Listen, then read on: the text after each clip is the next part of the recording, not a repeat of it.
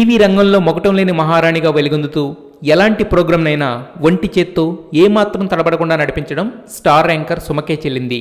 అయితే అలాంటి సుమని అరెస్ట్ చేయించాడు రాజమౌళి.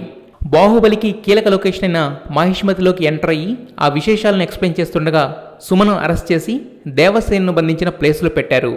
ఆమె హెల్ప్ హెల్ప్ అంటూ కేకలు పెట్టడంతో పరిగెత్తుకొచ్చిన రాజమౌళి సుమకి సారీ చెప్పి ఆమెను బయటకు తీసుకురావడానికి టైం పడుతుందని, అలానే ఇంటర్వ్యూ స్టార్ట్ చేయమని అనడంతో ఆమె అవాక్కైంది. Suma selfie near Devasena pillar. Hello, ఎవరు లేరా? ఈ మహిష్మతి సామ్రాజ్యంలో ఎవరు లేరా? రక్షించండి, కాపాడండి. కానీ చివరికి ఒక కండిషన్ మీద ఆ రూమ్లోంచి ఆమెను విడుదల చేయించాడు రాజమౌళి. ఆ కండిషన్ ఏంటంటే బాహుబలి ద కంక్లూజన్ ఆడియో ఫంక్షన్కి సుమా డేట్ ఫ్రీగా ఉండాలి, అలాగే ఫ్రీగా పేమెంట్ తీసుకోకుండా యాంకరింగ్ చేయాలి.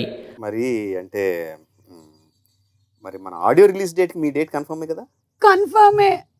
అదే అంటే నా ఉద్దేశం రెమ్యూనరేషన్లు అయ్యి లేకుండా. అబ్బా, ఇప్పుడు నా కొడుకు వచ్చి నన్ను విడిపించేంత వరకు నేను ఇక్కడ ఉండలేను. రెమ్యూనరేషన్ అక్కర్లేదు, విడిపించండి. కన్ఫర్మ్ కదా? కన్ఫర్మ్. స్వామి రారా. వినడానికి కామెడీగా ఇదేదో స్కిట్లా ఉంది కదూ. అవునండి, ఇది నిజంగా స్కిట్టే. మహాశివరాత్రి సందర్భంగా బాహుబలి ద కంక్లూజన్కి సంబంధించిన ఇంటర్వ్యూ టెలికాస్ట్ అయింది. ఆ ఇంటర్వ్యూలో రాజమౌళి ఇంట్రెస్ట్ క్రియేట్ చేయడం కోసం ఇలా తన క్రియేటివిటీ వాడి సుమతో ఓ ఆట ఆడుకున్నాడు. సుమకి కూడా సినిమాల్లో నటించిన అనుభవం ఉండడంతో ఎక్స్ప్రెషన్స్, ఫీల్ అన్నీ పర్ఫెక్ట్గా మెయింటైన్ చేసింది. ఇదంతా చూస్తుంటే అనసూయకు పాట పాడిన సుమ నెక్స్ట్ క్యారెక్టర్ ఆర్టిస్ట్గా ఎంట్రీ ఇస్తుందేమో అనిపిస్తుంది. సీతాలు, ఆ బెడ్ పైన ఉన్న శారీ ఇవ్వు.